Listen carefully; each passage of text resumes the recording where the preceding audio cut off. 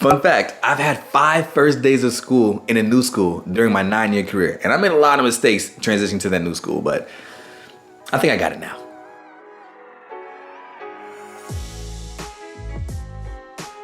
What's going on, everybody, and welcome to the Pursuit of Excellence family. I'm Daryl Williams, and I'm here to help you maximize student growth by developing their life skills, mindset, and character. And today, we're talking about transitioning to a new school, whether this is your first year teaching or you're just transitioning to a new school, and how to make that a smooth transition. Because starting any new job is a rough transition, but starting a new teaching job, that's on a different level. Because there's already a culture there, there's already systems in place, and you just kind of have to carve your way out.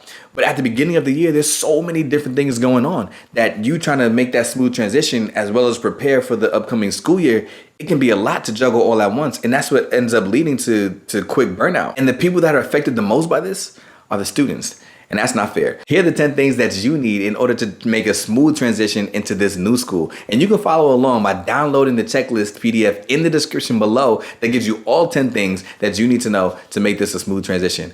I broke them down into 3 tiers, and we're gonna call the first tier the getting through the tough times tier. We're gonna start off on a sad note, but it's real. So the first thing that you have to do is identify your support system. And your support system may not necessarily be within the school building, or it could be. But identify your support system, which are going to be those people who help you get through the tough times, because tough times are going to come. Any school year is going to have tough times, but especially moving into a new school where you don't necessarily know everything that's going on. Know who your support system is going to be. Maybe it's an aunt, an uncle, a brother, a sister, a mom or dad, whoever it is that's going to help you through when the times get tough. The second thing that I'll say that you need to do is develop your rebound strategy.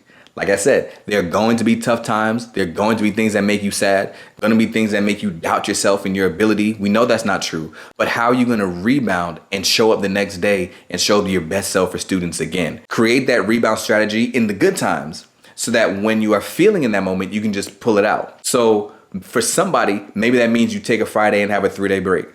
Maybe that means that you journal, and maybe that means you go out and go sing karaoke. Whatever it is, identify what you're going to do in those tough times so that once you're in the tough times, you can just pull it out and you'll be ready to show back up for students again. The last thing in this tier is to understand the time off request and the sub request procedure, because the unexpected happens often. I remember one time I transitioned to a new school and my wife unexpectedly had a baby the first week of school, and I had to scramble around trying to figure out, how do we even ask to get a sub? How do we take time off? How much time do I have to get off?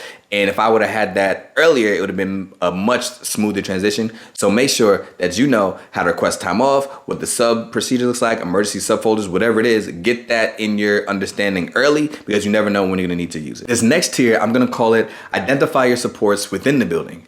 And the first one, number 4, in this tier, we're gonna say, make sure that you meet the staff that make no sense to meet. Like, it kind of doesn't make sense to meet the 8th grade English teacher if you're the 2nd grade teacher, right? If you're in a K-8 school, maybe it doesn't make sense to meet that person, but meet those people, because you are naturally going to develop relationships with the people on your team or on your PLC.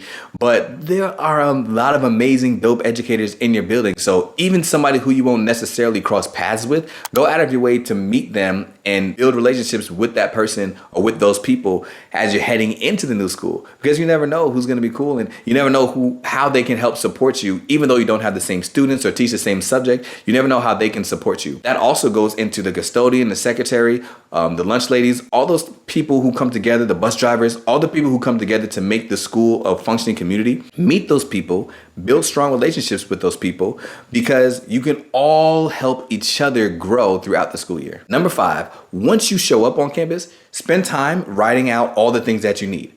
Like an hour, 2 hours, whatever it is. Just kind of go around the classroom, go around the building, and just think about at one time all the things that you think you're gonna need. Then take that list to a trusted person in the building and just ask them, who do I go to for each of the things on the list? The reason why that is effective is because you don't want to be the person that's running from classroom to classroom like, hey, do you have a stapler? Or, hey, do you have tape? And they're just like, no, I don't. And pointing to the next person, or, hey, where do I go to get my staff shirt? Okay, go to the principal, so you don't want to just have to keep bugging people or keep asking people for the little things. And maybe you go to the same person for all those things. I'm not sure. Every school is different, but write out what you need. Maybe you have 20, 25, 30 things on that list.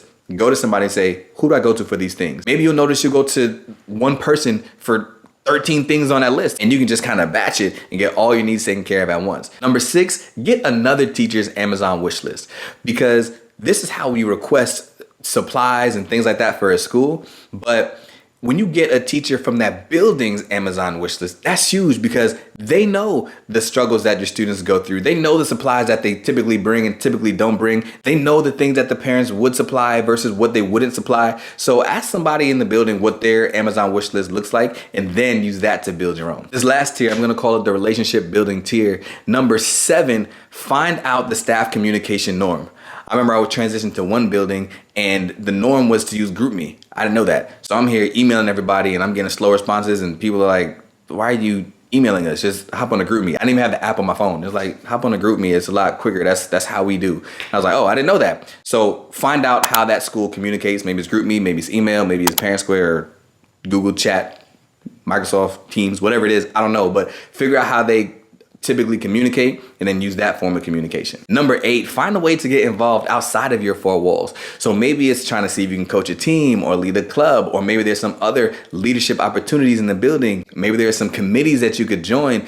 Find at least one thing that you're interested in, at least one thing that you can take part in outside of just leading your classroom, and that's gonna help expand your impact even further. Number 9 is me acknowledging that I do not know all things, so pursue excellence moment. Comment down below, how do you build relationships with coworkers, and read through the comment section so you can identify some more strategies for building relationships with your new coworkers. And number 10, the biggest one, set your vision for the year before the year starts. But we talked about that in another video linked right here. So go ahead and check that out. Subscribe so you don't miss the next one, and I'll see you next time.